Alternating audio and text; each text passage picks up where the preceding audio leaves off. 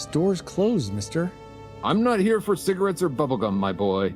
Can you tell me the name of the person who records the podcast over there and where I might find him? Francisco Ruiz. And you're looking at him.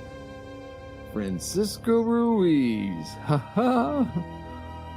Who are you? PaulJPowers.com is the name, and I'm here to co-host on this episode of the Retro Rewind podcast. Thunder Road 3 now online. How can I help you travel through movie space-time today? Course entered. The Last Starfighter, 1984. Is this correct? Course set. Rewinding in 3, 2, 1.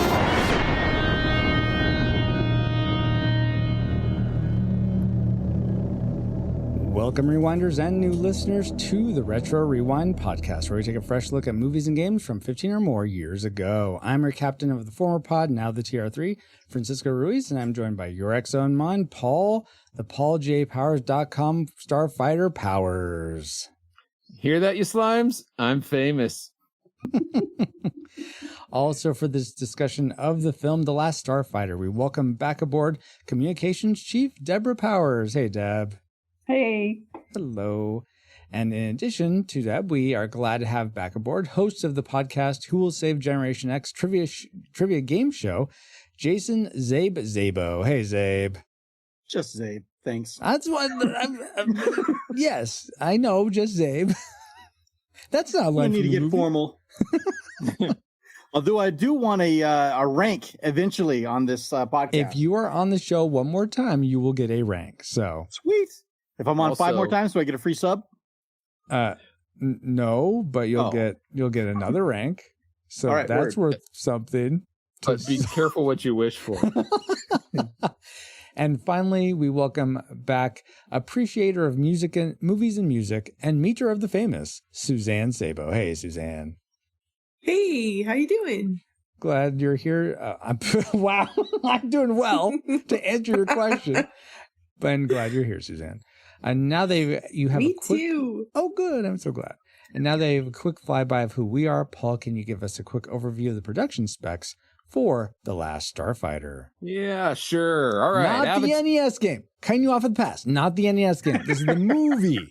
Okay. Well, no, because the movie's not old enough. That's why I did the TV show of Avatar: The Last Airbender. Paul came out February 20. The Last Starfighter, not Airbender. Stars are in the air. They fight. There's fighters. I think stars are technically in space. They're not really in the air. There's space is vacuum. Oh. See, now what we have here is a failure to communicate. That could have been brought to my attention yesterday. Fine. You want the movie The Last Starfighter? Yes. Go back. Give me that. Watch it. All right. The Last Starfighter was released July 13th, 1984. Not the NES game, right? No. The movie. The movie, yes. Oh, good. All right. Because I've never played the game because it's not as good as the movie. Ooh. Or at least the game in the movie, it looks. Anyway, the movie runs an hour and 40 minutes. It is rated PG. It is directed by Nick Castle. It was written by Jonathan Betuel. I don't know. Betuel? Sorry, Jonathan. Sure. With lead stars being Lance Guest, Dan O'Harley, Catherine Mary Stewart, Robert Preston, and a few others you may or may not recognize, with music composed by Craig Safan. And are you ready for the box office trivia? I am ready. Zabe, Suzanne, Deb, are you all ready to guess? We're ready. Awesome. And then anyone live here in chat, I saw Bobo and Yoshi here earlier. You're welcome to join as well. Go for it, Paul. All right. The Last Starfighter was made for about $15 million and earned over $22 million at the box office. All right. Not terrible. Yeah. But given this fact, how high in the box office do you think it ranks among the movies released theatrically in 1984? We'll go with the top 50. Top 50. Okay. Let's start with Deb. What is your guess? 25. 25, right in the middle. Suzanne, how about you? I will go with 14. 14. Okay. Zabe, yourself? $1, Bob. Okay, wow. All right. Oh, sorry. Different game. So I'm going to go higher. I'm going to go 32. Oh, 32. Okay. I thought you were actually committing to the 1. I'm like, all right. I was about to say, Indiana Jones, the Temple of Doom could suck it. I am going to go with, let's see. I'm going to go with, Bobo guesses 15. Oh, okay. I was going to go with Bobo's standard answer of 42. So, Paul, where did The Last Starfighter actually turn out to be in the top 50? Well, according to the-numbers.com, The Last Starfighter came in at 46. 46? So you stole Bobo's prize, Captain. Good Take job. that, Bobo. I'm sorry. Thank you for being here, Bobo. I apologize. But awesome. Thank you for those factoids, Paul. And let's see if any of them factor into our memory mind meld or subsequent roundtable discussion, which we will get into once Travis is located. Old habits die hard. Once Travis is located, our target film. Alert. Alert. Target located. Spoilers incoming. Establishing analysis vector. Every night, Alex Rogan dreams of going far away. You really are leaving here, aren't you? Tonight, he will go further than he ever dreamed. Welcome to Rylos, my boy. He's 1 in a million. Alert, we are under attack. But the odds against him are 1,000,000 to 1. Alex Rogan is The Last Starfighter, rated PG. Starts Friday at select theaters. Check newspapers for locations. Yeah, go check those newspapers. Because we have a 1 in a million shot of remembering anything about this movie. Okay, maybe probably more than that. But it'll be interesting to see what memories our memory mind melt synopsis came up with as we try to remember this movie. Trailer Park Boy is awesome at a Starfighter video game, while his little brother Lewis was super excited, commenting on every shot when Alex broke the record, which is really a galactic recruitment tool. Boy leaves home to go to be a Starfighter while his creepy clone stays back and laughs maniacally. The beta unit that replicates Alex is 100% nightmare fuel. With all the other Starfighters dead, Alex and Gung Ho Armadillo perform the greatest finishing move with the Death Blossom to win victory over the Kirk Cobain Armada. Wow. As the music swells in the end. Seeing Alex save the galaxy, get both the Gunstar and the girl at the end convinced me that playing video games is the most worthwhile activity anyone can ever do. And I stand by that today.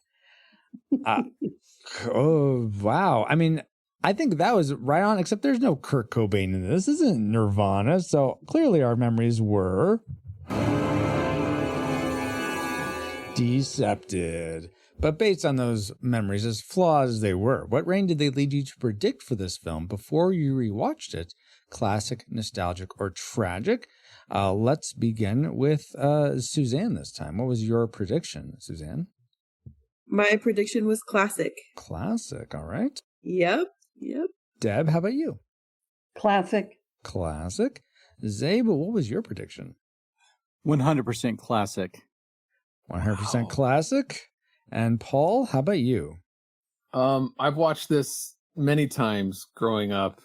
At least tragic. Okay. At least a dozen times, without exaggerating. At least, and each time I enjoyed it, some more than the others. So I predicted classic. All right.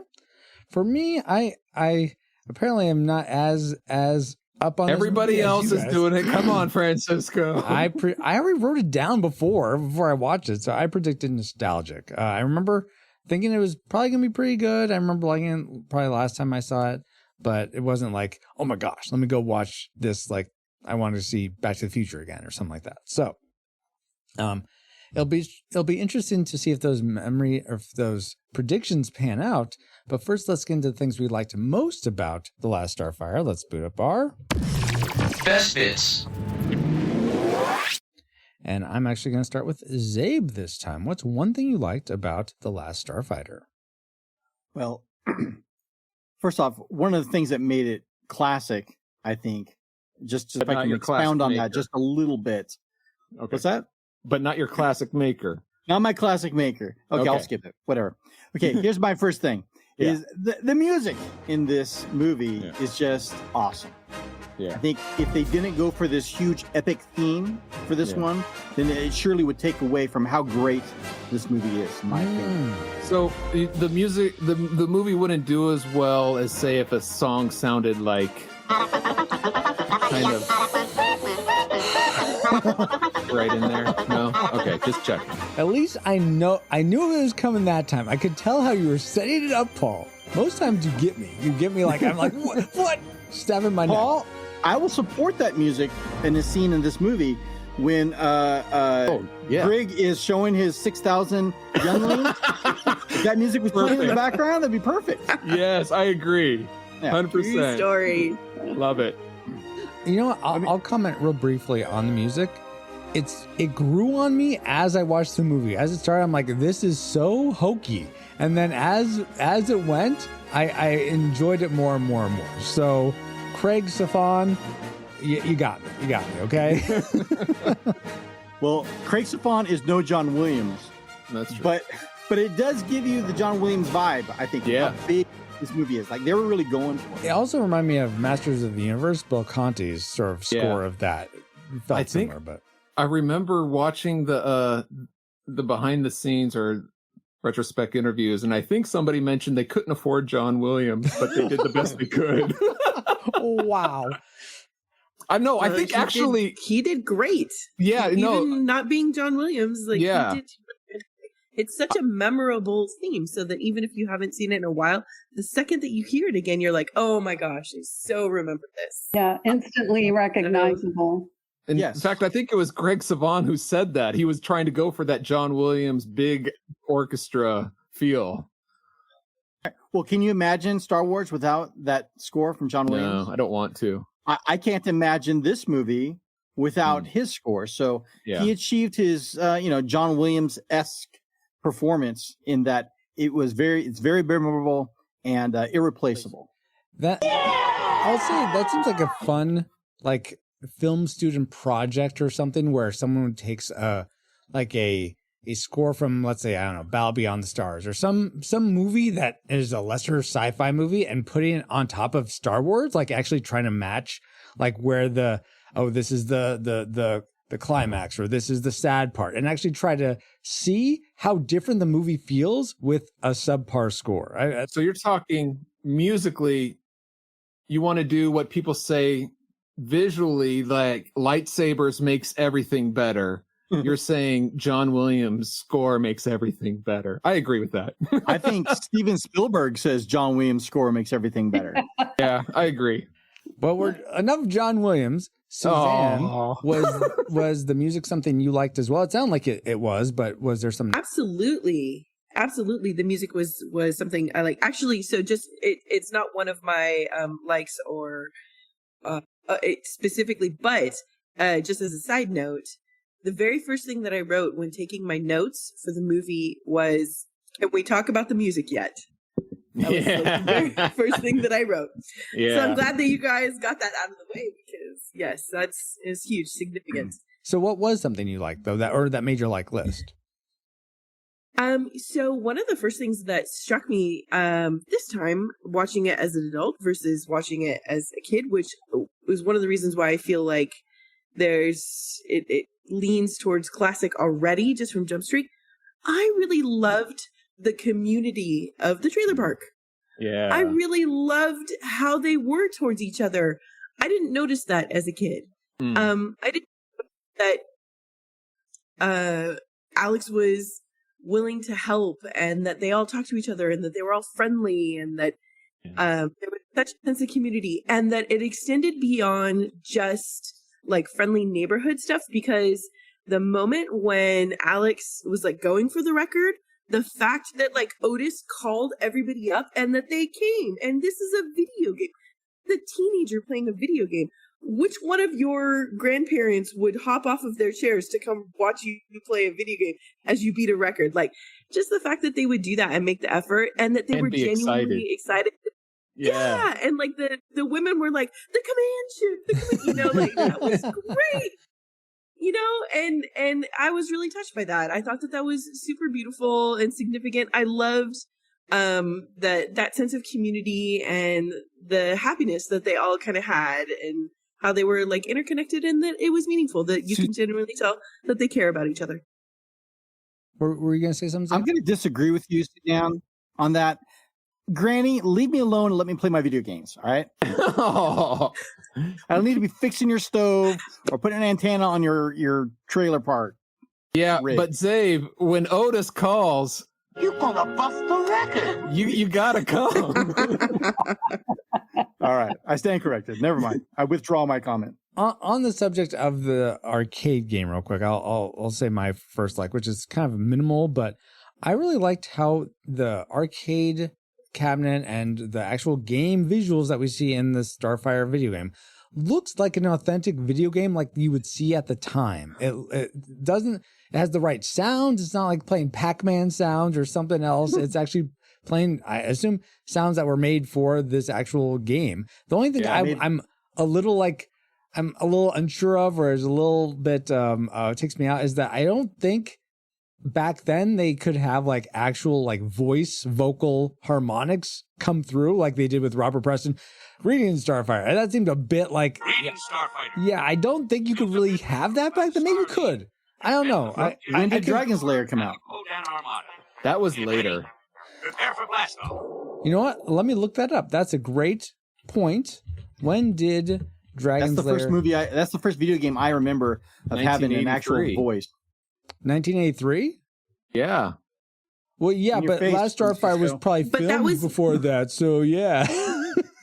No, they made Dragon Slayer a different way. They made it, it's based on disc, right? Any other, yeah. So was the Last Starfighter. It could be accurate. No, it was graphically. It looked more similar. Okay, to Francisco. I think your point is correct. Francisco, your qualm with the video game is that it had audio coming out of it, not that it could shoot light effects out that will disappear that assassin's disguise. Will shoot out from the screen and like wipe away the Xandozan's. That is a good point, Zabe. It's actually an alien video game, so it could have extra like panache that other things could. Well, obviously, it's a homing beacon too. It's a homing. It calls. Yeah, it's whatever we need this to do right now. Arcade. That's what it is. He had to put extra money in it to get it in before Christmas too. So he spared no expense. But what I need right now is what I'd like to have spare no expense. Okay, I'm just searching for a segue and not finding one. Deb, what is your first like? I also, music was among my likes, but the cast, I think it was so well done. And I saw some of the behind the scenes filming, and they talked about how Lance Guest had that boyish face, but yet a seriousness because he wanted to get out of that trailer park and do something with his life. And I think, and his girlfriend was cast so well, and Otis and all the characters. I think they hit gold on that. Awesome. Yes. Paul, was the cast something that made your like list, or was there something else? Absolutely. Everyone in the cast was great. It made it believable. This could be a far-fetched movie if you have the wrong actors who can't portray. I mean, even the aliens, like, you don't even know some of their names, but the way they played it so real or authentic that I thought the entire cast did a great job of this. I agree with that. I really agree that if others were left to fill these roles, especially Alex's role, I think it would not have had as much gravity. I think that Lance Guest really brought some seriousness to it, but just enough, like not too much where it felt cheesy or like it was reaching, but also not too little. So I think it was great. It really was. He played grounded really well, I would say. Just like, everything about his performance was, I think, really, really well done. Paul, what was something you thought was well done about this film? Again, I'm gonna go for my number 2 is the practical effects. This is a highlight for me. It's the highlight of the 80s Creature Shop, which they are well known for. All the variety of aliens, they're fun. Each one of them very different than the other. And even like when the beta unit gets shot in the stomach and then like that green ooze spits out, I thought that worked very well. That was very convincing, even today's standards, I think. So I think they did a great job on most of the practical effects, I'll say. I'm curious, did the practical effects make anyone else's like list and in the number 2 spot? Meaning, if it's your number 1, save it. Well, I noticed that as far as practical effects go, they had the Star Trek GNDN apparatus in the hangar in Rylos. Oh, really? Remember that thing that has just the lights that kind of go back and forth? Oh, okay. Yeah. You'll see that in like almost every Star Trek movie. They call it the GNDN because it stands for goes nowhere, does nothing. But it looks cool. Yeah, but it looks cool. Are you if you see it, you'll see it. You'll notice it. Once you know what you're looking for, you'll see it in so many different sci-fi flicks. What was that you said, Deb? I said to Zabe, are you a Trek fan? I have to ask. I love Star Trek. I love Star Wars. So I love them both. Deb is a very big Star Trek fan, so I think I'm that's a big Star Trek fan, but I like Star Wars too. Yeah, very cool. It did make my list. You asked if it had made anyone else's list.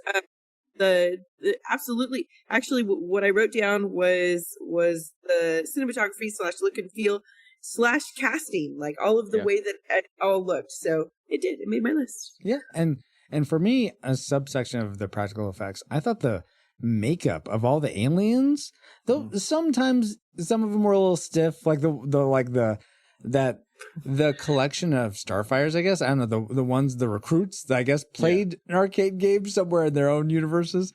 Some of them, I liked the variety. Some of them felt a little stiff. Like there's this one guy that he like pokes his head up and just moves his neck and his face doesn't really move at all. But I still appreciate it, especially when to make fun of others that are different from you, Francis. When we talk about characters like Grig or the Lord Cobb, I forget not Zur, but the general or the admiral that's right under Zur. That's like, I can't believe I'm having to listen to Zur right now. That guy. Oh yeah, the Kodan. Yeah, the Kodan. Krill. Thank you. Yes. I thought their makeups were so, I was like, wow, I am so shocked I can see facial expressions through that. What were you going to say, Zabe? I just got the only problem with the Kodan are the inconsistencies. So you got the general and his lieutenant, and they look like, I don't know, humans that have been dipped in lava or something. And then, but all the underlings, they have like these weird like antenna eyes, and they're like whole other like species of people. Like it's inconsistent on the Kodan, but Grig makes up for all of it. I think you can't even recognize Dan O'Hurley in that whatever you call him, that called him the iguana. I think he calls him at one point. Yeah. Although Gung Ho Armadillo is a great name too. Yeah, that's pretty iconic. I would have gone with turtle, maybe like tortoise. Yeah, but the makeup on that is outstanding. Let's go to Deb next. What's something else you liked about The Last Starfighter?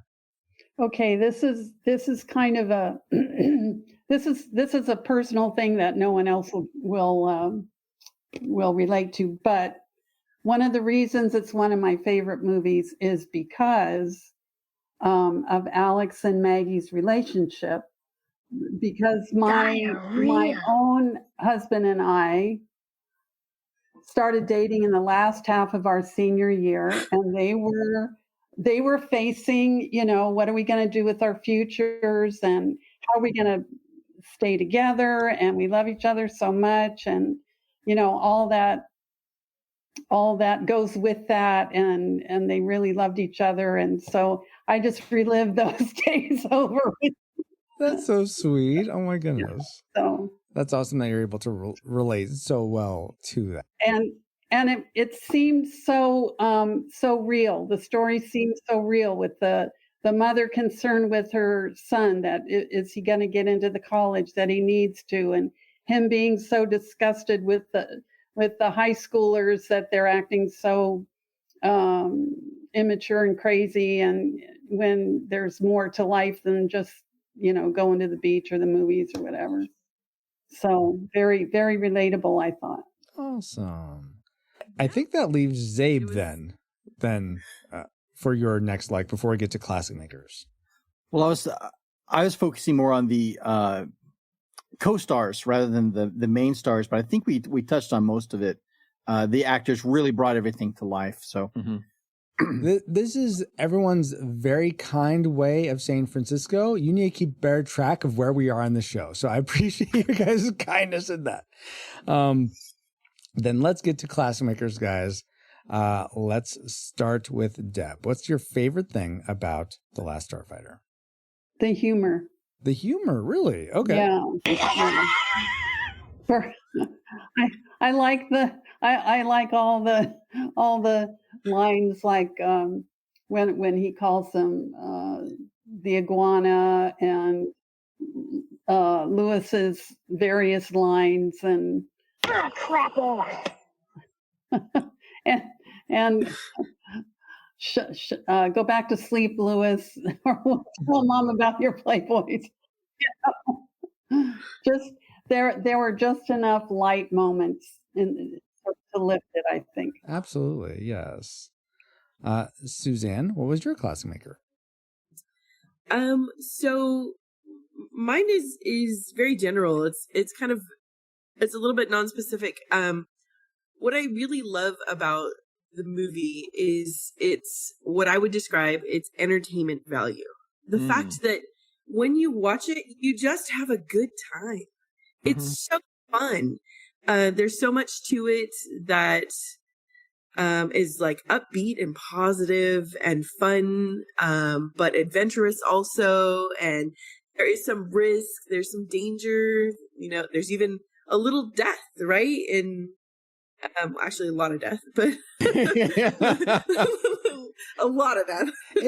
Death is an antiquated term. I prefer fighting evil in another dimension. Yeah, there you go.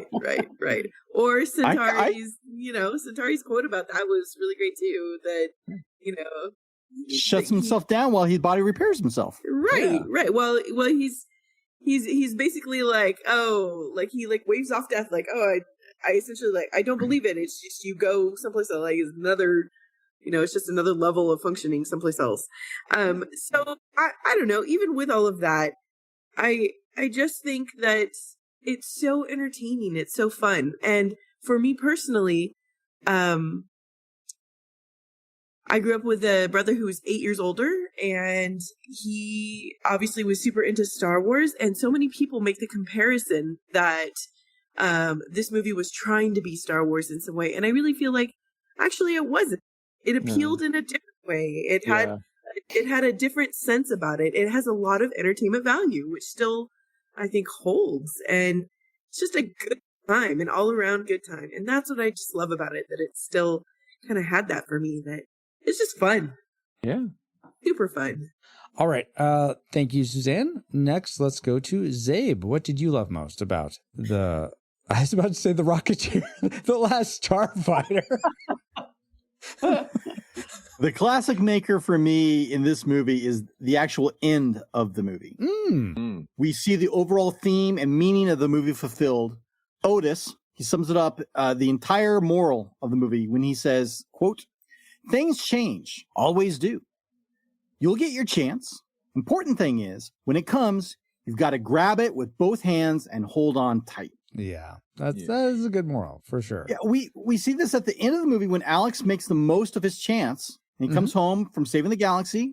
He's the hero that gets what I call the 3 G's: the glory, the girl, and the Gunstar. Yeah. Well done. He got a chance to and Greg. Yeah. The 4 G's. How can I leave Greg out?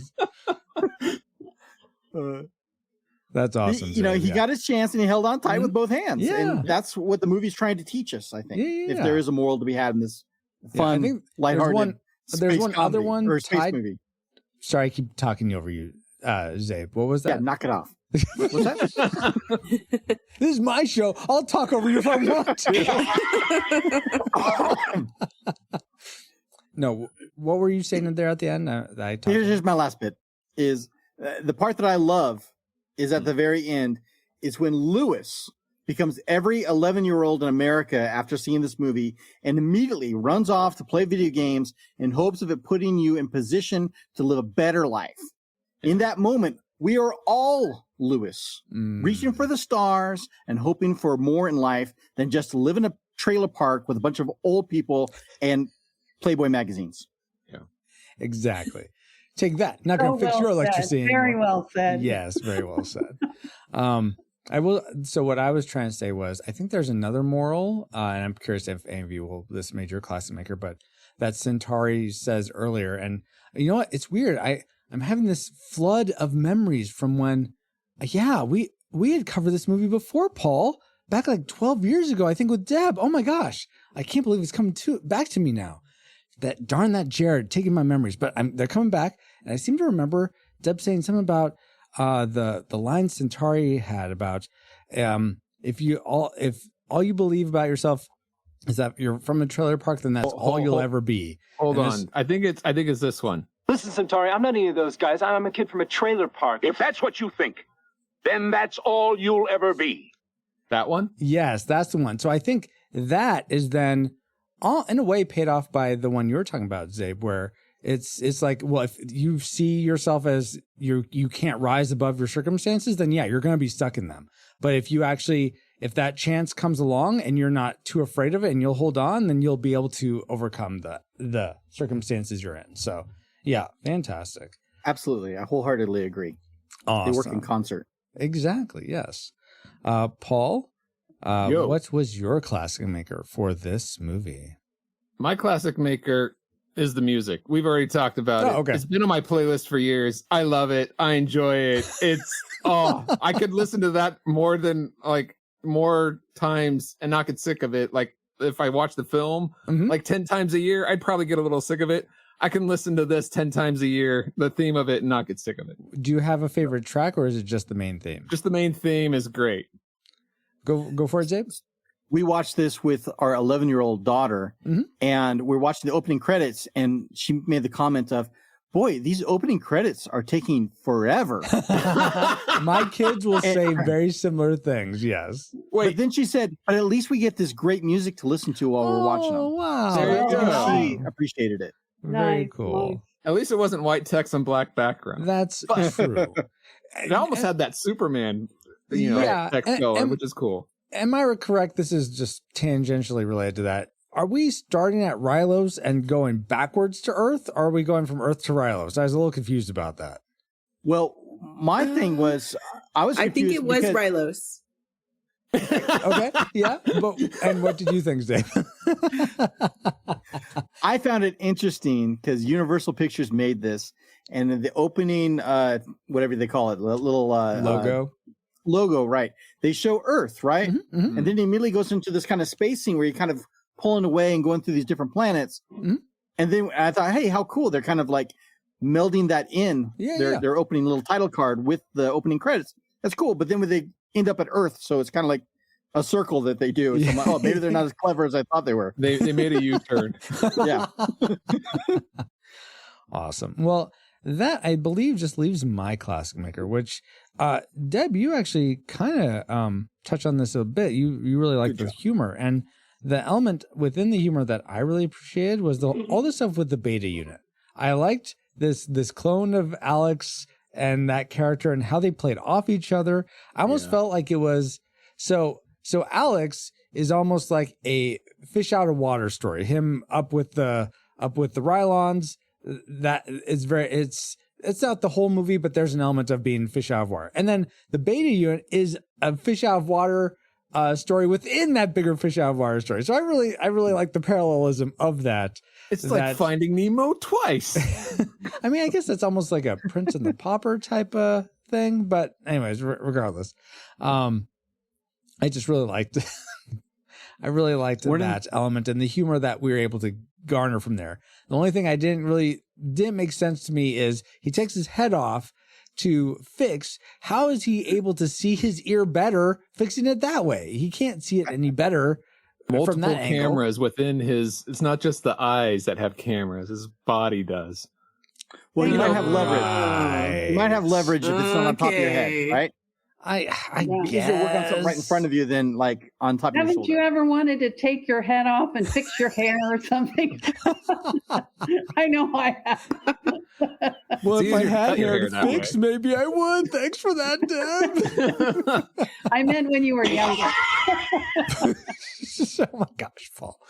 All right, guys. Francisco, one of the things that I read about this movie regarding the beta unit was in our early screening, the audience loved the beta unit so much that they found that that comment over and over in their screen testing. Oh, really? Okay. So they went back and they filmed extra scenes. Oh, wow. With the beta unit. So that's why when you're watching it, some of the continuity is a little bit weird in it. And Suzanne, you made mention of the actor.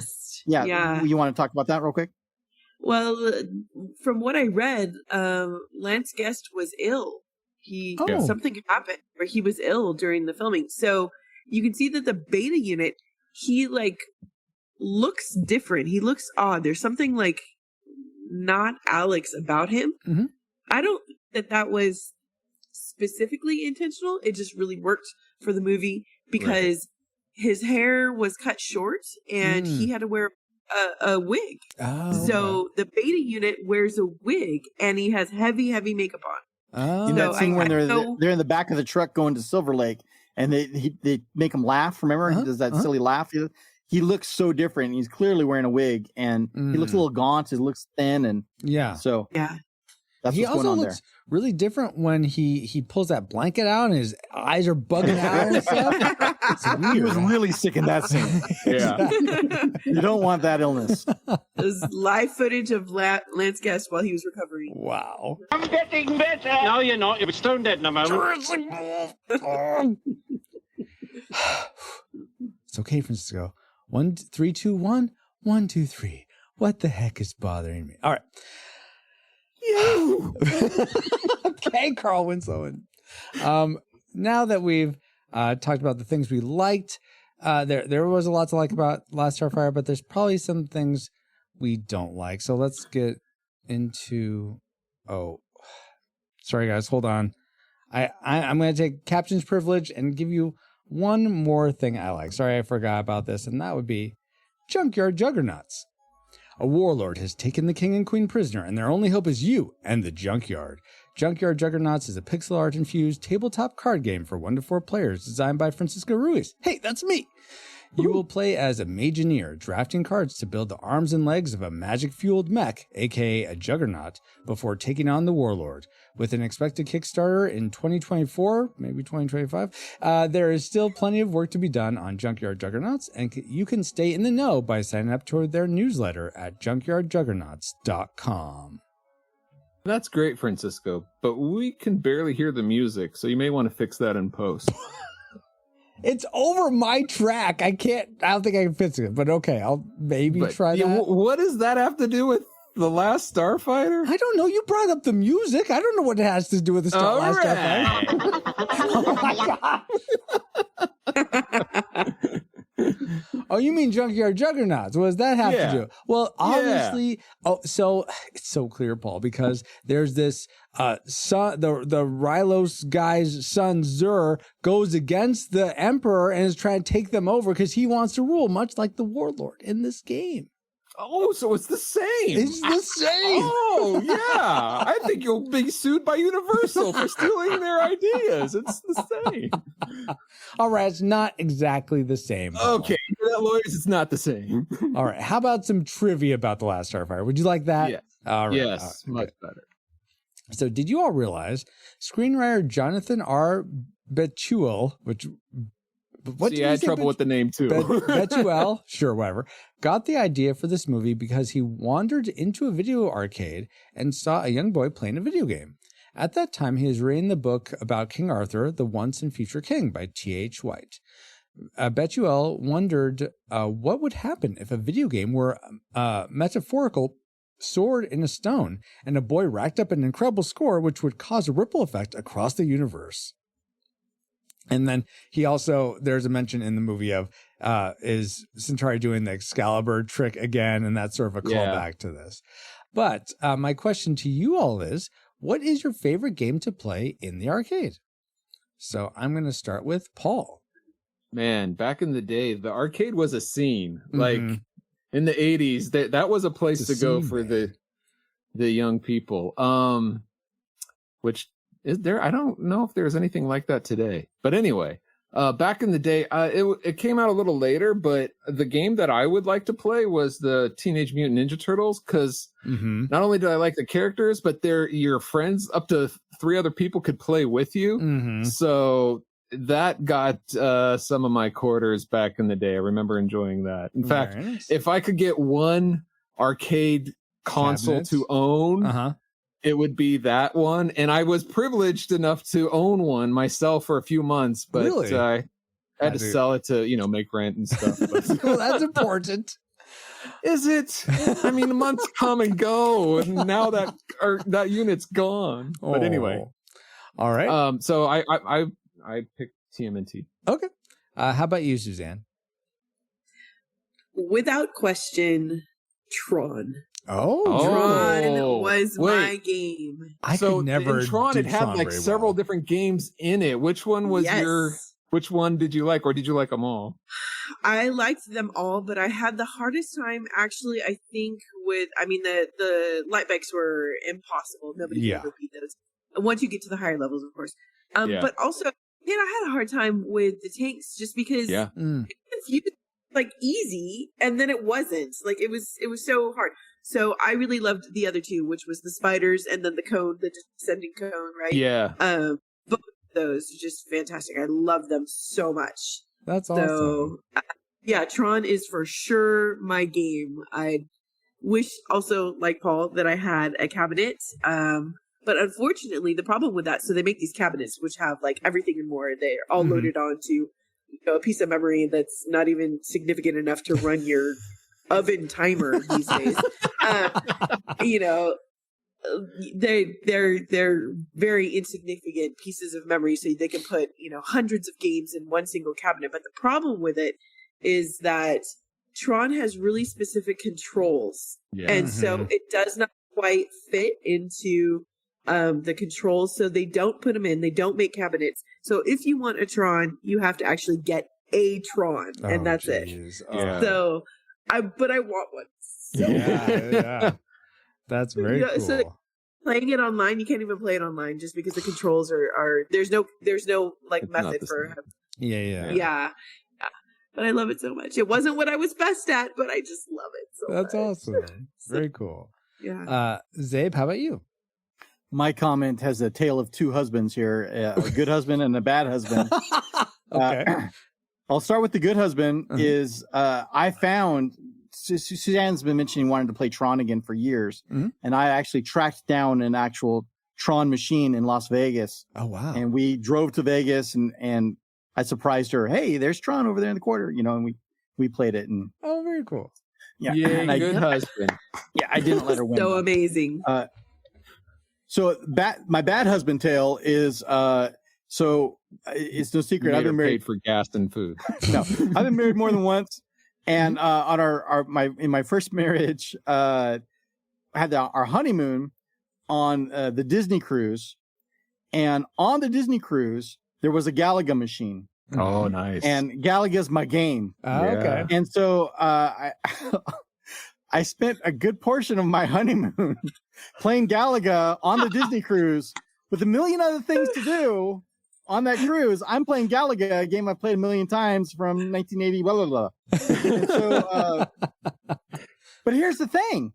I had the game of my life. I had my Last Starfighter moment because I bust the record on that box. Oh, really? Oh, wow. I scored over 1 million points. I mean, it flips over at 1 million. But I scored over 1 million points, and I've never done it since. Oh, so wow. I flipped the machine, and it was just On the So arcade. That's impressive because a lot of the home editions are not as nearly as hard as the arcade. Yep. That's There's a impressive. cabinet We have on one. a cruise ship. We have a Galaga cabinet and with. No, we don't have a real things. one. We got one of those fake ones. We have It doesn't count. the one up it's one. not a Yeah. full- on that it's not a machine full- doesn't It's a count. half cabinet. It's a half Yeah. cabinet. So. Yeah, you need to have a legit full cabinet, old school, and that's what this was. Wow. And it's surprising that marriage didn't last. However, I've got a great memory of my Disney cruise by getting my 1,000,000 points. Nice. That's impressive. Yeah. Deb, impress us with your favorite arcade game. I am the wrong generation. Because my kids were young when it all started. Mm-hmm. But my favorite is Pac-Man. Oh, okay. Yes. Wonka, wonka, wonka, wonka, wonka, wonka. Yeah. Very nice. And that's about as high up as I went. Yeah. I let my kids. I want to hear there's Pac-Man Francisco's again. impression of Pac-Man again. Do you really? Okay, now do Atari Pac-Man sound effects. Oh, that's not how it goes. Well, I don't know. You don't remember the Atari sound effects? Oh for yeah, Pac-Man? the ones they used in Superman 3. Yeah. It sounds like a cat walking across a piano.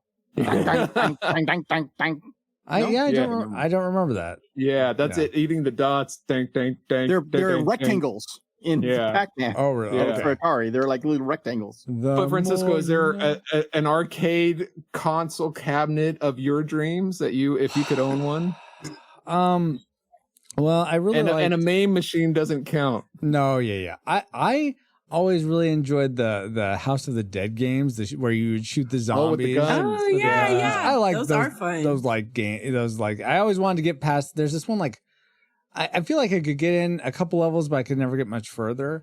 And it always seemed like doable, as opposed to like there's Terminator games that are always so impossible. Like it takes thousands of hits to kill one Terminator, which I guess is realistic for that universe. But this is an arcade game. I got one quarter. I want to bust through these guys. Anyway, so yeah, House of the Dead as well. I'll say. Okay, great trivia. Those games don't cost $1 by the way. No, it's kind of like I would have played what you mentioned earlier. Dragon's Lair would have been so much fun if that wasn't such a quarter muncher. Yeah, totally. But thank you, Paul. Yeah, and now that we've all had some trivial fun, let's find out what memories you, our awesome rewinders, had about not Avatar, The Last Starfighter. The Last Starfighter. Okay, wow.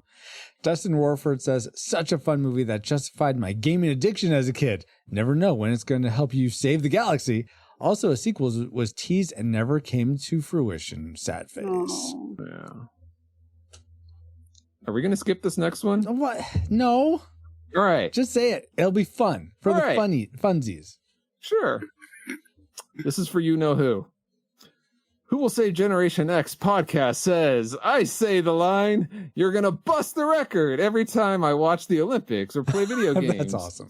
I remember the rad graphics. I remember that knife scepter thingy that the bad guy with the male pattern baldness uses as a punctuation whenever he wants to seem tough and was super lame. It would make for an awful weapon. But mostly after watching it, I remember always wanting to fight a desperate battle against incredible odds. Put me down for a, quote, classic on this one. Happy face. Indeed. Jazz Earl says, for the time, it was pretty perfect. That was the zeitgeist of the 80s. It was better than most of us expected. I saw it in a theater at the bottom of a vertical mall in Salt Lake City. That mall had a 2-story arcade, so as the perfect target for that movie. Yep. Wardell White says, wondering where I could play that video game. Another movie I enjoyed with an uncle. Awesome. Drew Dodgen says, I remember the early CGI and wondering as a kid why it looked so weird. David Williams says, classic. I could watch it over and over again, and the music is amazing. Nice. James Felix says, greetings, Starfighter. This is 80s sci-fi at its very best. One of my favorite movies as a kid, and one I still enjoy today. Plus, Robert Preston steals the show as the music man in space. Indeed. We didn't talk about that very much, but yes. That is agreed. true. Mm-hmm. Yeah. Patrick Edwards says, I remember always getting confused with the many other space movies of the time. Fair. And Kevin Joshua Burnham says, it's okay. All right. Well, thank you all for sharing your memories. And maybe, you know what, Kevin has a point. Maybe this is just okay because there's plenty of things we didn't like about this film. So let's get into our worst woofs. Prepare for target like Starfighter. Man, I keep missing. Stop moving. Ugh, these targets. Okay, let's begin with Zabe. What's one thing you didn't like about The Last Starfighter? There's some real head-scratching bits in this movie. Mm-hmm. Like, did Centauri just kind of plan on leaving the beta unit behind after he brought Alex home? You guys remember he drops off Alex after he checks out in the middle of the movie, and he comes face to face with the beta unit? Yeah, but his car broke down, so I thought he was going to pick him up later, but maybe not. Well, what was the plan there? No, he just dropped him off. His car was still working. He still drove away. Oh yeah, he drove away. Right. That's right. Right. Yeah, good call. Yeah, as many times as I've seen this, that one just went over my head. It's like Centauri's like, fine, kid, I'll let you deal with him. You don't want help? Well, this is your payback. Yeah, and there's just gonna be like 2 Alex Rogans now. Well, yeah. He was hoping Alex would change his mind. Yeah, that's probably what it was. But yeah, good point, Zabe. I never thought about that. Well, I'm sure it's only for furthering the plot, because Alex has to go back and face his destiny. But it makes no sense at all that they would leave a top-of-the-line simuloid synthetic life form. Furthermore, they break the rules again in the movie with the beta unit because Alex says, why can't the beta go to Rylos and fight in his place, remember? Mm-hmm. The beta replies with something like, well, it's against the law for betas to fight. Mm-hmm. However, it's the beta that saves the day in the end by killing the alien assassin dude by ramming him with that dude's truck, remember? Well, I thought they weren't. They couldn't do the space flight. Like they're not allowed to fight in a gunfight. That's they didn't pass the NASA test. Neither did Gary Sinise, so I don't feel bad for him. Wow. There's some discontinuity going on, and that's a bummer. That's all I'm saying on that. The beta unit was going to get the mumps, or was it the measles? The measles. So that's why. Measles. Yeah. But you know what? On that same line of thinking, Zabe, my tragedy here. One thing I disliked that didn't make sense was, okay, if a Alex comes back, it's just him and Greg, and they're like, okay, now what do we do? And he's like, okay, I'm gonna pilot, fine. And Greg's saying it's a prototype Gunstar. It has better firepower, better all this stuff. Yes. And I'm like, okay, it's better in every conceivable way from a normal Gunstar. Why do you not just make all the Gunstars this way? There's no conceivable downside. I mean, if it was like it's the 2.0 version. They have all their thing.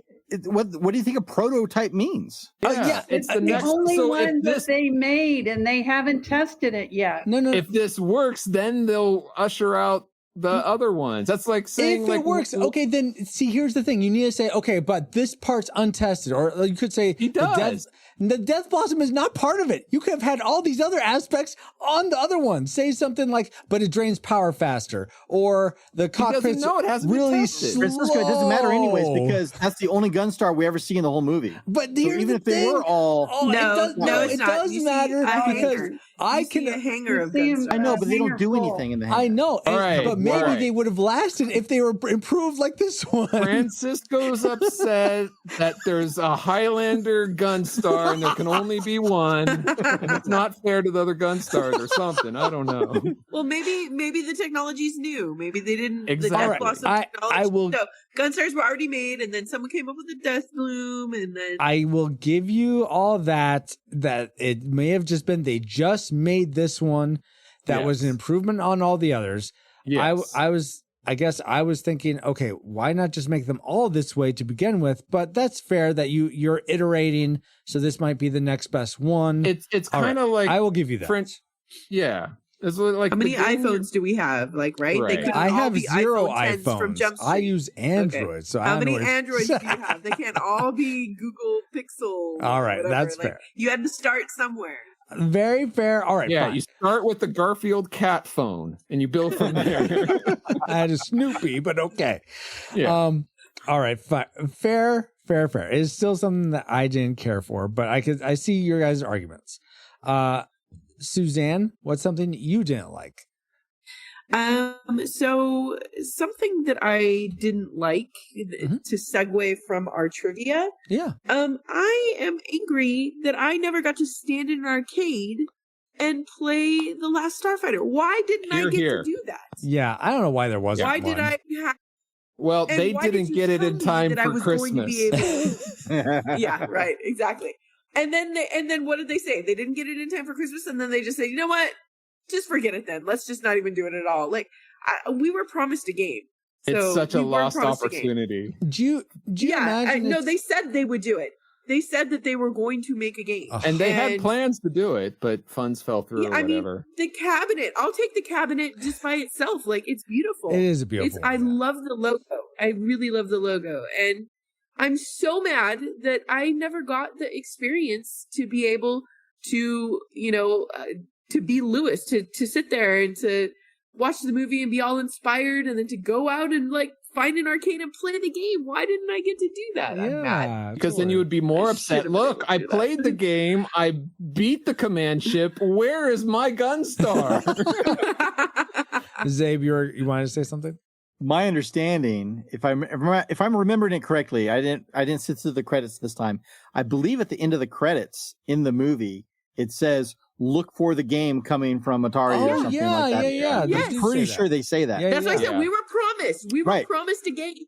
My understanding is NES game, I believe, but that's that was a crap yeah, but that's not that's Like, that's not a cabinet. That's a console game. Like, My I understanding wanted to is stand in the in 1985. I should have been in an arcade playing The Last Starfighter, and I wasn't. I imagine it's just because it didn't do as well in the theater as they were hoping, and if it had gone bonkers success, they probably would have released it. But that'd be my guess as to why it didn't happen. My understanding is they did make a game and it sucked, and that's why they didn't release it. That could be that's what I believe I've read. Anyways, but there are people that have gone through and retroactively have made a modulator that you can find online. Okay, cool. You can go and so you can play it, but not on a rad cabinet like Suzanne's wanting. Yeah, exactly. Yeah. It's like Tron. All it's not built That's part of the experience, right? Exactly. Yeah. Let's see. Paul, what's something that soured your experience of The Last Starfighter? So I said one of my likes was the practical effects and such. But one of my dislikes is the practical effects. Mainly, there were some scenes in there, like when the beta unit takes off his head and places it on the desk. You can tell that's like a mannequin head, they got from JCPenney or something. Like there were small moments like that could have easily been then cut out and or filmed in a way that you kind of don't see the obnoxious downside of practical effects, and this movie doesn't steer away from it as much as it should have in those small areas. Okay. And it takes me out of the movie when I see it. Wow. All right. That's fair. You know what takes me out of the movie? My next dislike. The scale of the Kodan ship when it crashes into the moon, that moon is either super tiny or that Kodan ship is huge. We noticed that as well. We noticed it. I'm like, what the junk is happening right now? But and how did he crash? Like, did it crash into the atmosphere or like? Because I think it just crashes the surface. The moon was big enough to have its own gravitational pull. That's what it said. It was. They were caught in. Yeah. So the ship is practically the size of the moon. Like they'd have their similar gravitational pull. It crashes. Yeah. It doesn't. Good thing it was made up. Like 5 feet, and then all of a sudden it crashed. Like it was weird. It was that whole scene was real weird. Yeah, they just needed to zoom in a little on the moon, right? Just make the moon bigger and just have that's true. Yeah, partially cropped edit or whatever. Partial image. Sorry, I don't tell you, but that's something I disliked. Let's go to Deb. What's something you disliked about The Last Starfighter? You can tell we're from the same family because we think a lot alike. and as many times as I've watched it this time in 2024, the cartoony effects were what kind of made it seem dated and although the way the starships were drawn and made, and at the time it was groundbreaking. They had never been able to do such detail before. Yeah. Oh, you're talking about the computer generated starship scenes. Yeah. Okay. Yeah. And so now it seems, because we've come so far in technology, now it seems a little, it seems dated and cartoony. But what was this made on the iPhone 1? Knowing that it's from 1984 and it was groundbreaking at the time, that helps. But I was disappointed that nothing stays the same. So yeah. Totally get that. I think if this movie was to be rated nostalgic by any of the listeners, it's for that reason, Deb. Yeah, I think you're right. Totally get that. Zabe, what's something that would lower your rating to a nostalgic? Something else you don't like? So I love Greg, and often those kinds of like sidekick type characters in the 80s movies that were made for kids are super annoying and lame.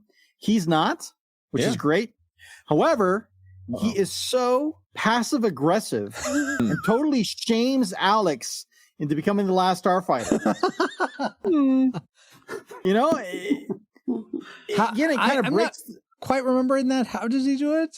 He breaks the moral of the movie to leave the room to say that Alex is kind of pressured and shamed into fighting against Zura and the Kodan Armada. He's like, oh, sure, I'll take you home.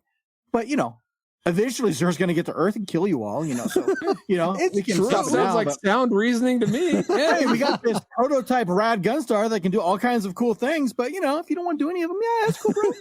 I've got 6,000 children who are going to be slaves to Zura, but, you do you, bro.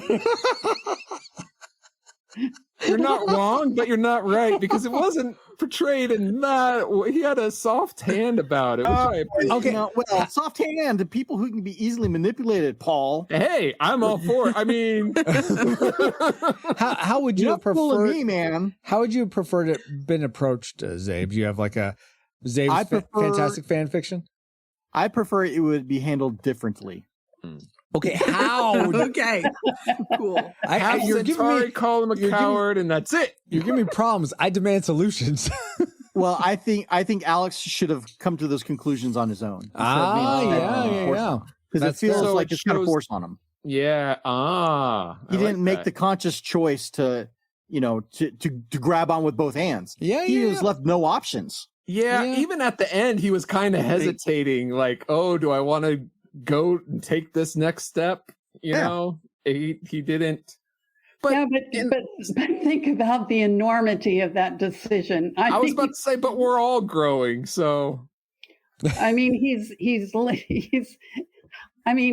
I left home and went to a foreign country after we got married because my husband was stationed in Italy, and I thought very long and hard before I said yes to him, because you're leaving your family behind for 4 years and living in a foreign country.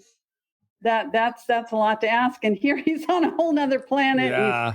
He's leaving behind the human race, not just. I think it takes longer to get from United States to Italy than it did from Rylos to the trailer park. True story. Good point. Well, I'm glad you followed the moral of this movie, Mom, to always trust Centauri. Well, not quite. Let's go to Suzanne. I trust you have another dislike for us. I do. So we've talked about the practical effects, right? Mm-hmm. Yes. And it's kind of along those lines. While I really love, the Kodans, even the discrepancy kind of that Zabe pointed out earlier, like I don't mind at all. I don't mind the way that everything looks. I think makeup and costuming is really great, and Grig, fantastic. So having like put all that effort and energy into all of those characters, apparently they ran out of effort and energy, because then you turn around and you look at the actual starfighters sitting in the chairs, and you're like, okay, what happened here? Did we hire Jim Henson all of a sudden? Because they don't fit. We have I could see that. Yes. We have the inside of an ear wearing the outside of it on his face. Oh yeah, I could see that. Yeah. And it's like, what? Like, I get wanting to have unusual creatures and stuff like that, but none of the starfighters and the way that they're like portrayed, even the fact that he's like, what recruits, or he says something and they all turn around and they go, oh? And then they go, like, that's just so weird. What? You guys are starfighters. Like, you're not here for comic relief. You're or are they? The elites, I don't know. So I didn't. Sounds like the Keystone silliness. Cops. I didn't like how cool everything was. Oh, and then especially like where they were. So did you guys get vibes like Space Mountain vibes? Like I can see that. Yeah. Total Space Mountain vibes. Right? Now I like it more. You would, Paul. Okay, so when I was a kid, you know how at the end of the Space Mountain, there's all of those like strobe effects, like as it's stopping, slowing you down. I thought that like, no joke, I thought that was Alex when he gets on the conveyor belt and all those like lights are shining. Yeah, it's probably the same technology. What that was. They probably filmed it right there on Space Mountain. Paul, I doubt they did that. I mean, it looks the same, like the look and feel of the whole like Starfighter base. It's all Space Mountain. Yeah, and so I really loved it. And then all of a sudden we like pivot and there's all these like dopey like like starfighters, and I'm just like, no, those guys should be awesome. They should be super cool. So I feel like the Creature Shop really went all out on the characters that have lines, but the ones that like don't really have lines, they just got real silly with it. And it's, I don't know, I don't love that. I wanted the starfighters to be like amazing and awesome and all inspiring. How about you meet them halfway, Susanna? Maybe just one of them is cool looking. Yeah. Okay. Okay. Even that. Well, you know they what? needed Michael Westmore to do the creatures. Who's Michael Westmore? I'm not familiar with that. He does the all the aliens for Star Trek. Oh, okay, gotcha. What I was gonna say is, I'll even take any of those. I'll take any of those. Let's bring the Star Trek monsters. Okay, so let's take a Star Trek like humanoid as the alien. That's an extra alien that we actually enjoy. We actually like. There's something about as an audience, we're like, oh, that's a cool person. We'll call him like Zerbob. Grig. No, Grig's there too. We have Grig already. Grig's great. We have another awesome one. Follow the logic, Paul. Hold on. We have Grig and we have Zerbob. Zerbob's fun. He's just sort of this dopey character, but you love him. He's a great Starfire pilot. You can sort of tell that. Zerbob. Whatever. Anyway, but then and like Alex actually like, oh wow, it's almost like what's Luke's friend with the mustache that dies? Zach. Zach? Yeah. Oh no, you're talking about no, maybe he doesn't die. No, not Wedge.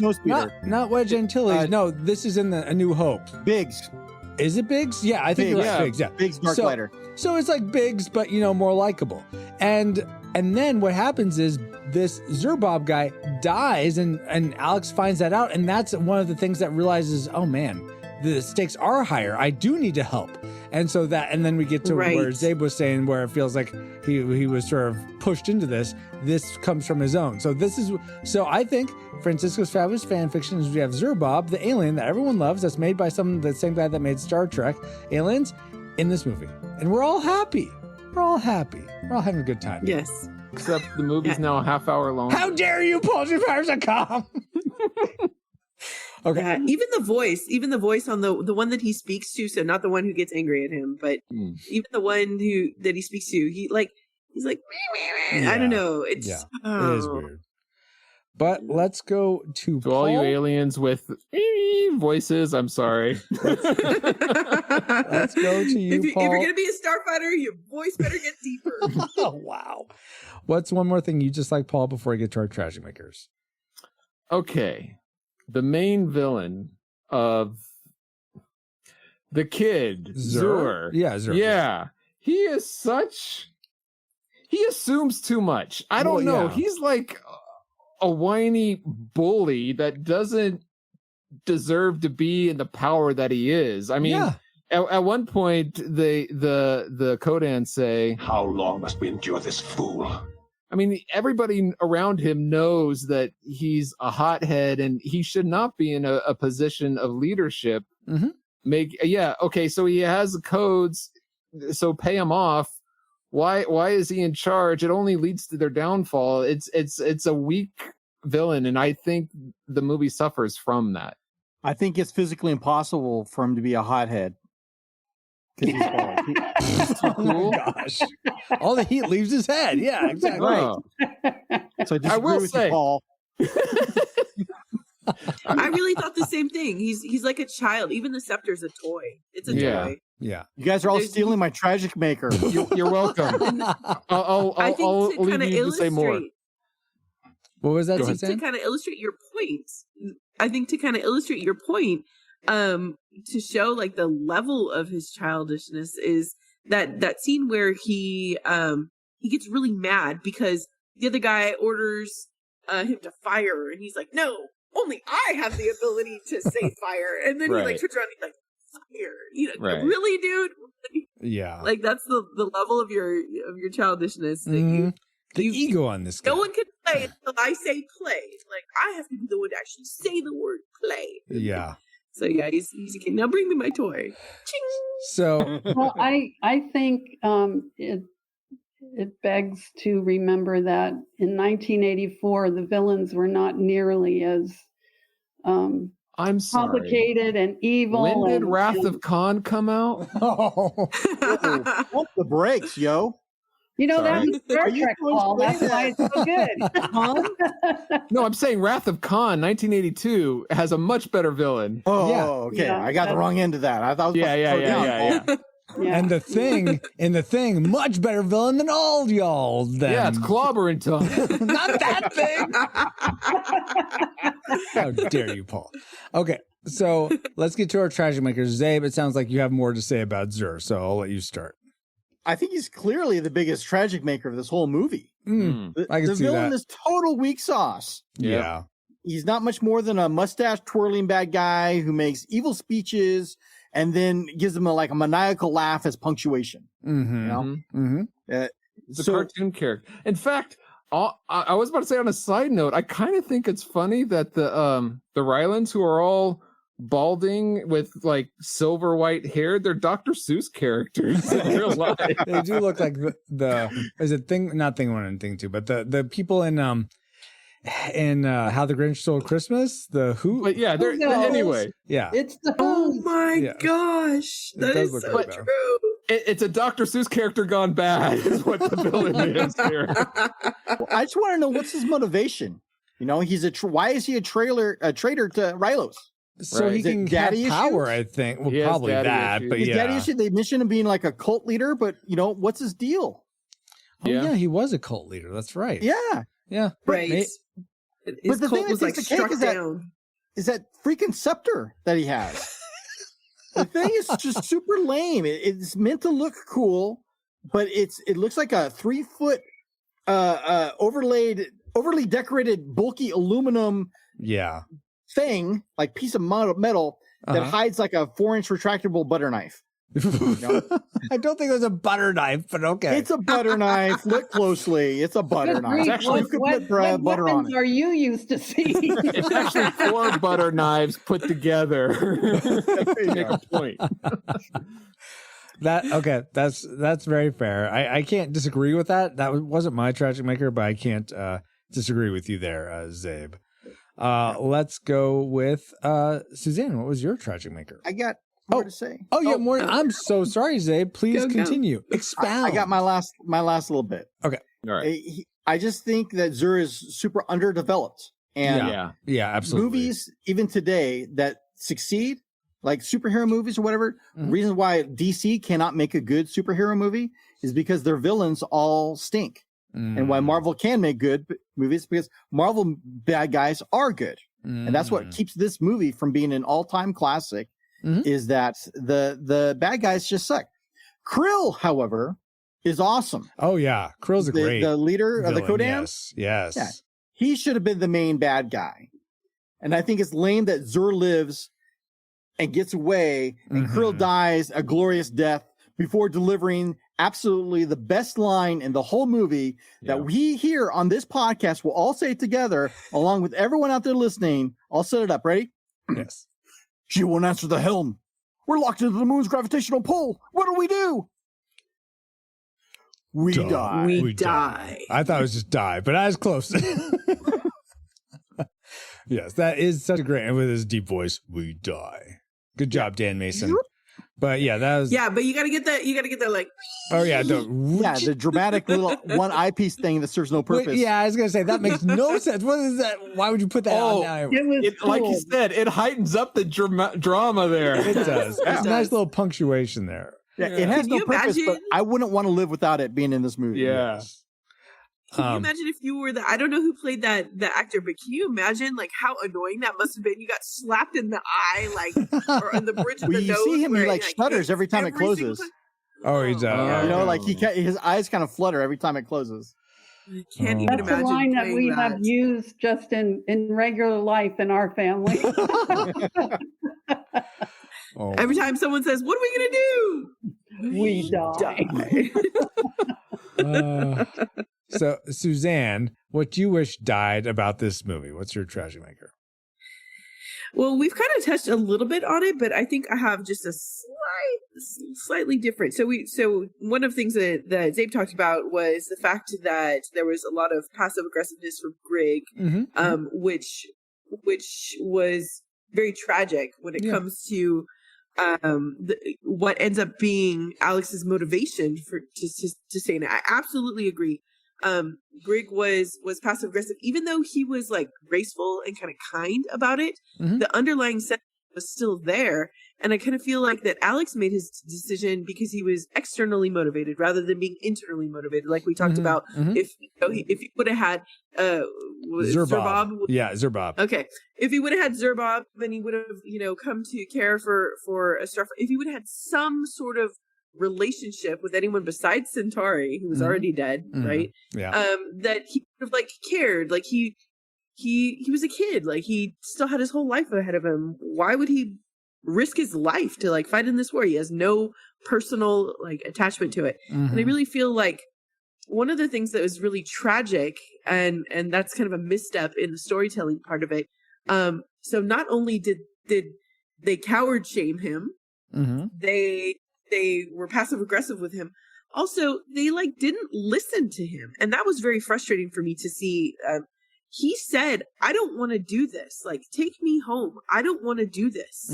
And they were like, "No, like, we're not going to take you home yet. Are you sure? Are you sure?" Like, they was listening to him when he was like, "Take me home," and that was very frustrating. So it wasn't like he had to prompt several times, like, "Okay, Centauri, no means no. Like, we need to have a discussion about no means no." Like, so that was very frustrating for me to watch. He said, "I don't want to do this," and no one is truly listening to him because he has the great ability. It doesn't matter if you have great ability if you don't want to do something, So it was, I'm triggered by that. I get triggered like no really does mean no, and it's important that like your voice matters. And when you say, even if you're right, wrong, motivated correctly, not motivated correctly, I don't care. If you say, "I don't want to do this," and then someone doesn't listen to you, and then you have to keep repeating yourself, like that's troublesome for me. And so it really triggered me in the movie to watch like him essentially be shamed and externally motivated into doing it. Granted, it all worked out at the end. And so the ends justify the means, like, I think. Yeah. 80s movies were like that, where we're like, we're going to shame you into this. Like, we're going to push you into it. We're not going to listen to you when you say that you want to go home. Like, but yeah, I don't know. I'm a little triggered by that. Gotcha. So that was hard. That was hard to watch, to realize it. I saw none of that as a kid. But as an adult, it was my number one tragic maker. Like, listen to someone say that they want to go home. But Suzanne, they weren't listening to him because they're too busy shouting, "Victory or death! Victory or death!" Those are the only two options.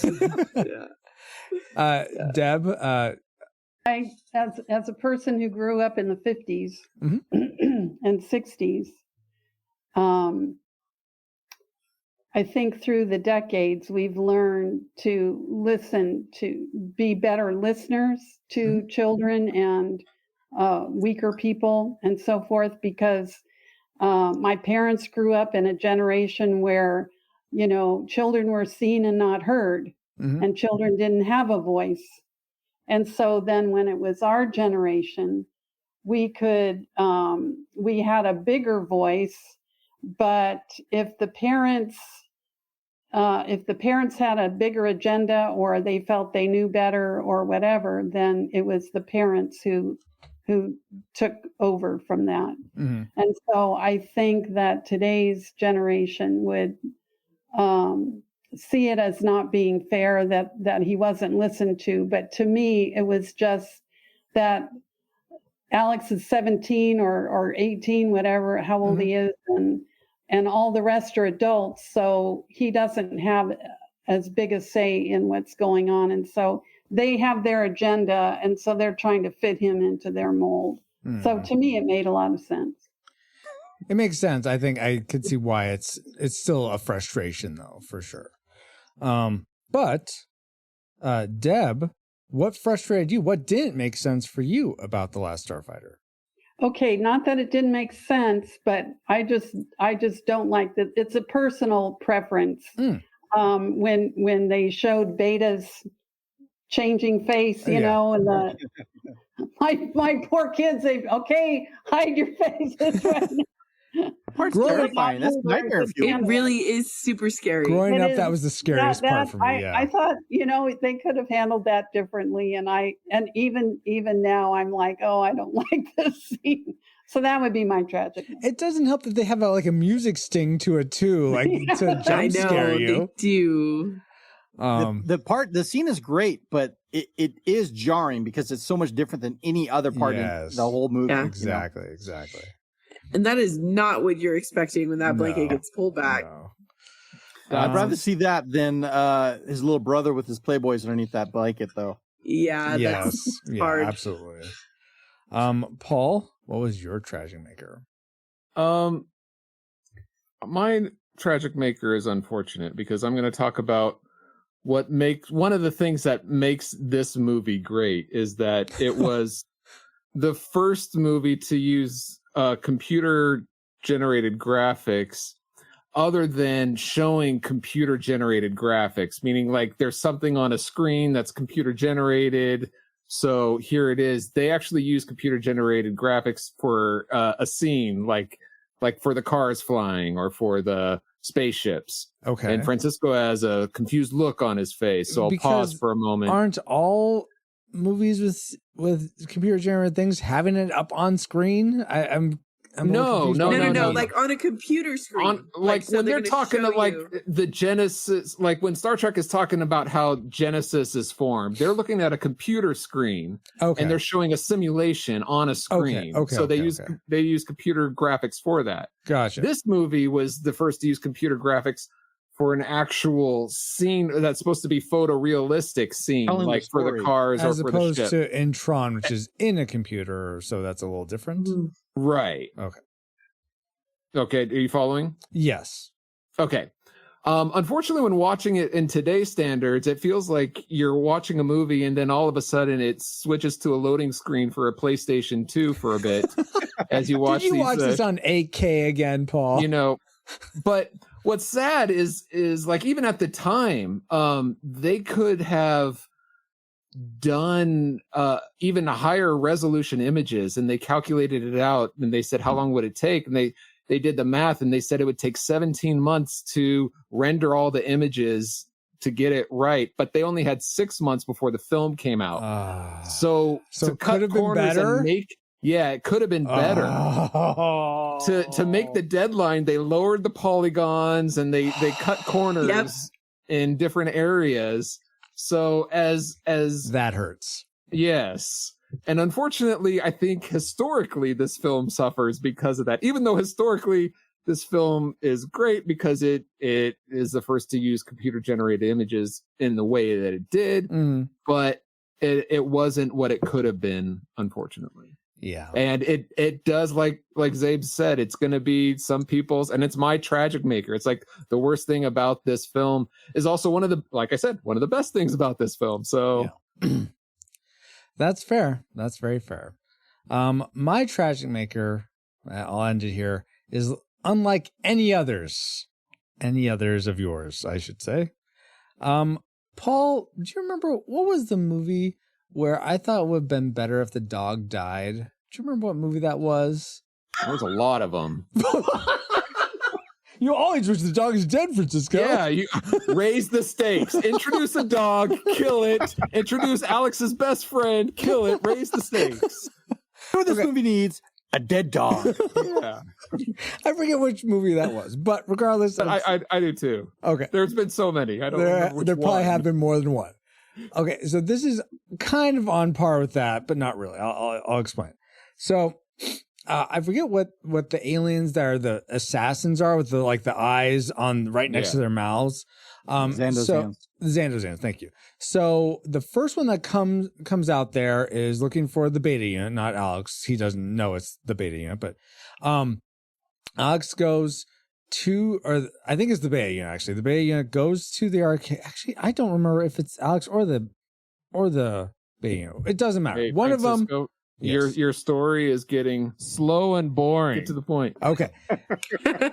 The Alex or Beta goes up to the arcade. It's like glitching out and he can't figure it out. He's like looking at it for, I don't know, solid 5-10 seconds.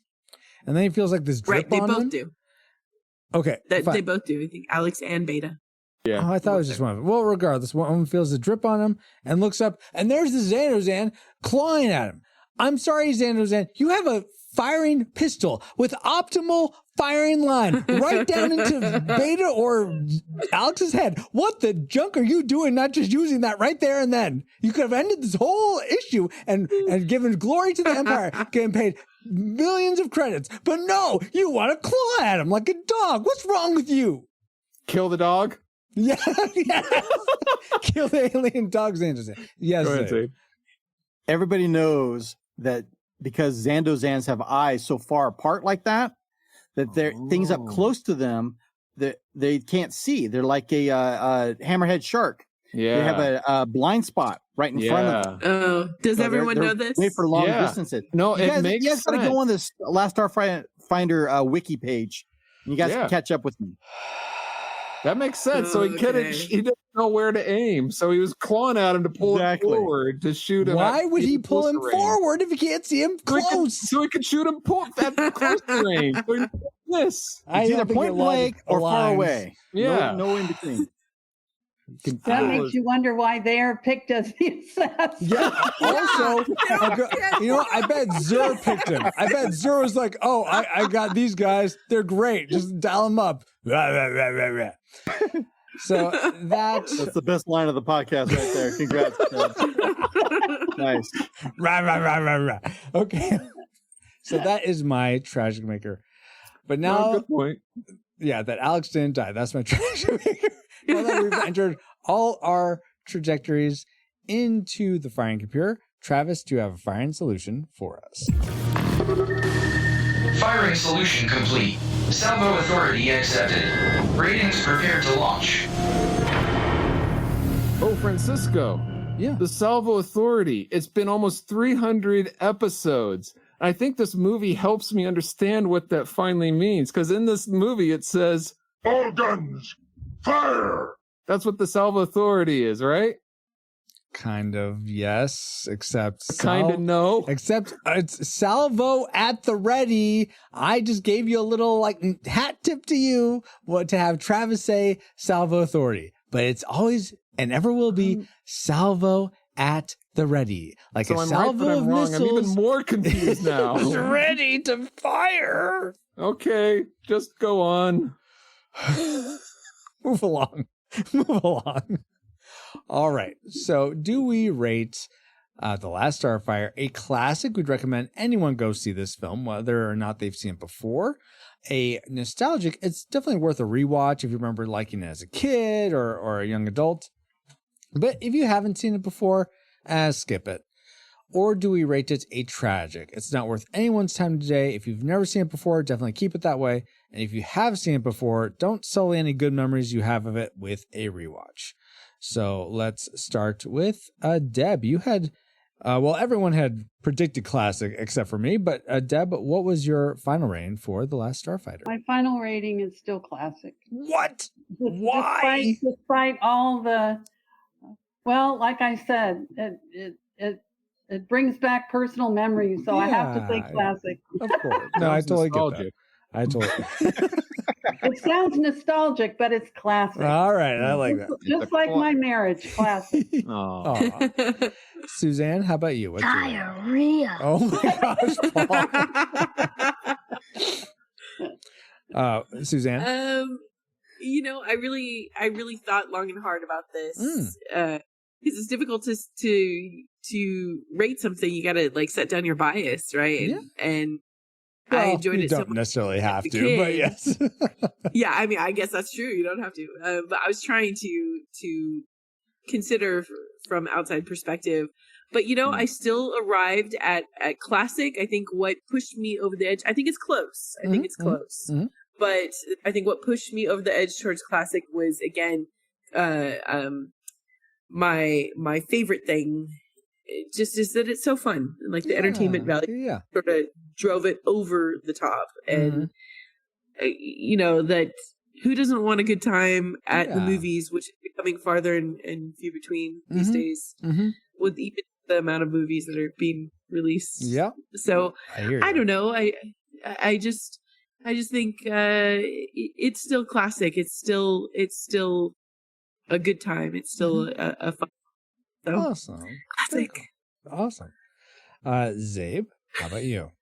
So I pre-rated this as classic. I got to tell you, after watching it again recently, and especially after talking to all you guys, I got to say it's classic. Wholeheartedly. Yay. Yay. So here's my thoughts. Even if you point all of our tragic makers, put them all together, and there's plenty of reasons why you can throw rocks at this movie. If you like filmmaking, if you like storytelling, if you're into the movies as a genre, you have to appreciate where it came from, right? So this movie is a forebearer of so much that has come after it that there has to be an appreciation there. And it goes beyond just being nostalgic for things that when you were a kid. So I think people today could watch it and still gain good insight from the past and gain some nice enjoyment from what is currently still available. Awesome. So classic for Zabe. Paul. So our reflex capacitors, it seemed like no one has seen this movie in quite a long time, so we didn't get any votes. So Paul, what do you rate The Last Starfighter? I predicted classic, and I agree with everybody so far. It's been a fun trip. I'd recommend this. If you haven't seen this before, I would say put it on your to see list. But remember, this is a small movie, so keep your expectations small. If you go in thinking, the Retro Rewind, all these people said it was great except Francisco, so I'm gonna see what they're talking about. I'm looking forward to this, and you have these great big expectations. It's not that kind of movie. You're gonna be disappointed, but it's not gonna change your life. But it's still a fun time watching a movie. Right. If you haven't seen it, I'm not saying like you have to put it on right now to watch it. It's a must. But I am saying if you haven't seen it, and you have a free afternoon, whatever, I would recommend you watching it, definitely. All right, classic for Paul. All right, you bunch of softies. Golly sakes. Classic. Well, here's Francisco with the hard truth. Yeah, it's a classic also. I'm not as enamored maybe. Well, I think we all have different levels of how we rate this a classic. But I mean, really, I think if you can easily put aside the subpar effects, and really these characters are really enjoyable to watch. They work well together. There's this growth that the character has, albeit some of it's forced upon him and not this internal motivation, which and shamed upon him. And exactly. But I think so much of this movie works, and it was fun to watch, and I enjoyed myself watching it. So yeah, classic for me as well. So according to the Retro Rewind podcast, we rate The Last Starfighter a unanimous classic film. We'd recommend anyone go see this, whether or not you've seen it before. Good show, Starfighter. Wow. But now it's time to stick around in 1984 and see where you can all find us. Return to 20XX overridden. The Comsat's broadcasting while awaiting return coordinates. Feels good to still be in 1984, but we wouldn't have been able to travel here to begin with if it weren't for our amazing reflux capacitors, namely Deborah Powers. Oh, you're right here. Woohoo! Geek Devotions, Drew of the Cellcast, Ashley Ruiz, Kennethan, Fabulous Lomax, Rosie Lomax, That's Our Babo, D. Tungsten, Dale, Mr. Lost, Gerald Hafner, Cool Deluxe, Dustin, Redeemed Otaku, in addition to 2 other awesome patrons as well. Thank you all so much for keeping the gigawatts coming. And if you want to help keep us flying and get bonus content for your generosity, head over to retrorewindpodcast.com/support to start. And speaking of wars that are fought amongst the stars. Strong with the Force, this stream is. Sponsored by PaulJPowers.com, it must be. Wow. Yeah. So, what was that? I said I love that. Yeah. Visit PaulJPowers.com, you must. Yes. Okay, Yoda. Get the point. So, Francisco. Oh, by the way, and thank you to all the supporters. We really appreciate all your support. Mm-hmm. So, Francisco, is there a way for people to support the show without taking a dip in their bank account? Yeah. Actually, if you're like saving up for a Gunstar, maybe, or a Tron arcade, you could probably a free way to support this episode is to, if you're not driving, share it with a friend. Tap the share icon on your podcast player. And send this episode to a friend saying, hey, I know you like The Last Starfighter or sci-fi movies, so I thought you might like this podcast about it. Cool. And I'll bet they'll thank you for it. They will, and they must. And okay. Or you'll be shamed into it. But speaking of thanking people, we want to give a big Gunstar hug. That's not deadly, but just like, well, it's so big. Like, a love blossom, not a death blossom, but a love blossom hug to everyone who came to help us review this movie. We'll start with my mother. Thank you for coming, and you're welcome. We usually ask where people can find you online if you want to let people know. You can find me through your information. The RetroRewindPodcast.com. That's which it. You can get there through PaulJPowers.com. Indeed.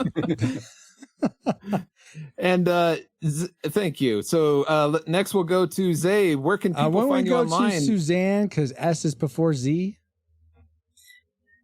Sure. You go in alphabetical order, PaulJPowers.com. I'm sorry. I was following your notes, Captain. You always change it to be alphabetical. All right. Thank you, Suzanne, for coming and sharing your thoughts. You want to tell people where it was my pleasure can find you if they're looking, or if they want to reach out and say hi? You can't really find me anywhere these days. Excellent. I'm off of social media. a lot. I'm a student now, so I don't have time. Nice. But just like your mom, I do have a husband who's coming up next, and he's got a lot to say, I'm sure, about where you can find him. All right, husband. Thank you for joining us. AKA Zabe. Yeah. Okay. Go. Yeah. Where can people find you online? Is there anything cool you got going on that people should know about? Well, first, I want to say thanks to you two guys. I'm so blessed and happy to have made friendships with you over the last year and a half now. Likewise. So happy to be able to come back on your podcast and share my memories of this rad movie with you guys. It's a total blessing to me. And thanks for having my wife on too. She always makes everything a little bit better. I have a podcast as well. It's a Gen X trivia game show where we take two best friends and we pit them against one another. And there's a fun prize at the end for whoever can beat the other person. It's a good-hearted look back into the cool things of our youth. You can find me at whowillsavegenx.com.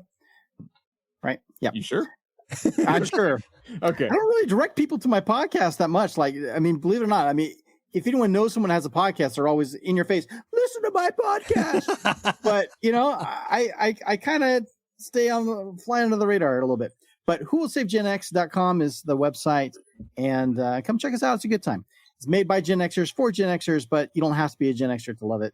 It's a good time. And you can find Paul and Francisco. They were actually on one episode. So take a look for them and you'll enjoy it if you enjoy this podcast as well. Awesome. And we're hoping to be back at some point in the near future as well. I hope so. You guys are awesome. And the episode you guys were on was one of my favorites. So I'd like to get a repeat. We won't say who won between the two of you. We'll keep that a secret. I'm sure the people can figure it out. Yeah, they can. Can't they, Paul?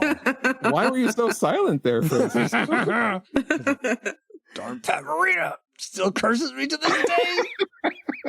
If only I knew he was on Happy Days, not Taxi. Anyway, sorry, having flashbacks. But yeah, thank you so much, Zabe, Suzanne, Deb, my awesome co-host, Gunstar hero, Paul, and all you rewinders, new and old, for another fun voyage. You're welcome. And you can find me, pauljpowers.com, at pauljpowers.com. And you can find me on our Discord for show announcements or just to say hi. Join us there at retrorewindpodcast.com/Discord.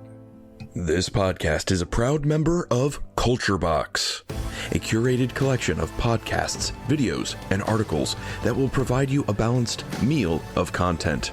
You will find culture celebrated for its past and future, satirized for its extremes, explored in study, and created anew in story.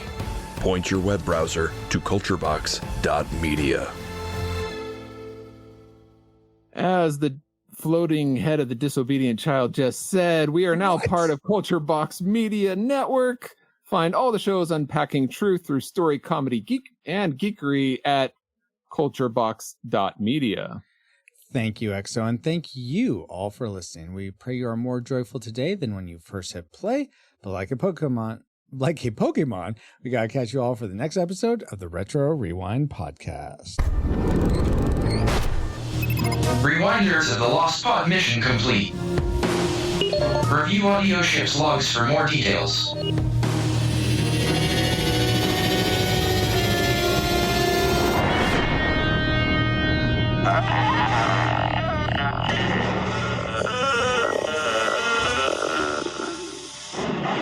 Damage report. Guidance system out. Auxiliary steering out. Divert! Divert! She won't answer the helm. We're locked into the moon's gravitational pull. What do? We die.